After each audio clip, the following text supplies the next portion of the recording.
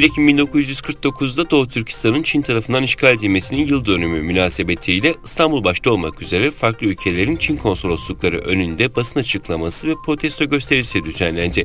Doğu Türkistan Uluslararası STK'lar Birliği tarafından Sarıyer'de bulunan Çin'in İstanbul Başkonsolosluğu önünde düzenlenen protesto gösterisine çok sayıda STK, siyasi parti temsilcisi ve 1000'e aşkın Doğu Türkistanlı katıldı. Protesto gösterisine motor ve araç konvoyuyla katılan Doğu Türkistanlılar ay yıldızlı gök ve Türk bayrağı kaldırarak Çin aleyhine sloganlar attı.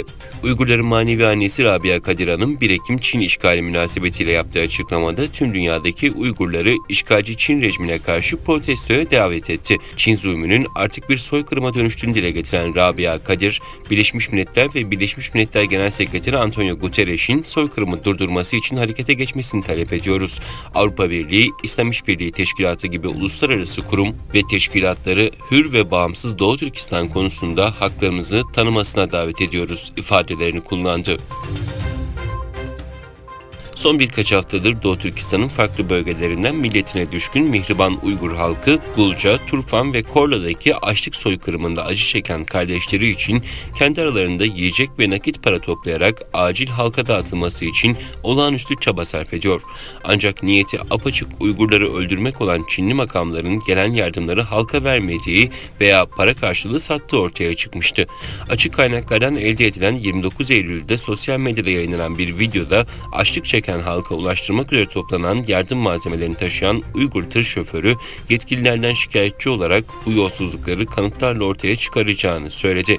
Hotan'a yardım malzemesi taşıyan başka bir şoför ise Guma ilçesinde durdurulduğunu ve Hotan'a giremediğini söyledi. Hotan'a dönmek isteyenlerin öncelikle aileleriyle iletişime geçmeleri gerektiğini hatırlattı. İnsan Hakları İzleme Örgütü 29 Eylül'de Kazakistan'ın Doğu Türkistan'daki insan hakları ihlallerine ilişkin Birleşmiş Milletler tartışmasına katılmaya çağıran bir makale yayınladı. İnsan Hakları İzleme Örgütü'nün Avrupa ve Orta Asya Direktörü tarafından kaleme alınan bir yazıda Doğu Türkistan'daki durumun Kazakistan için de önemli olduğu, çünkü Çin tarafından tutuklanan ve toplama kamplarında insanlık dışı muamelelere maruz kalanlar arasında Kazakistan vatandaşı olan etnik Kazakların da bulunduğu vurgulandı. 1 Ekim Cumartesi günü birçok sivil toplum kuruluşu Çin Ulusal Günü'nde dünyanın farklı şehirlerinde Çin hükümetinin vahşeti ve insan hakları ihlallerine karşı gösteriler düzenledi. Yüzlerce Japon vatandaşı Tibet, Uygur, Moğol ve Hong Kong'un ezilen halklarıyla dayanışmayı ifade etmek için Tokyo sokaklarına çıktı. Tibetliler, Uygurlar ve Hong Konglu aktivistler ayrıca Tayvan, İngiltere ve ABD başta olmak üzere birçok ülkede Çin karşıtı protesto düzenledi. Uygur Akademisi Vakfı ve Doğu Türkistan Araştırmaları Vakfı tarafından 1 Ekim Çin işgali nedeniyle bir program düzenlendi. 70 yıldır komünist Çin zulmü altında inleyen Doğu Türkistan'da acı dinmiyor. Doğu Türkistan'da 1 Ekim Çin işgali olarak kabul edilen gün nedeniyle Uygurlar 30 Eylül'de Ankara'da bir basın toplantısı düzenledi.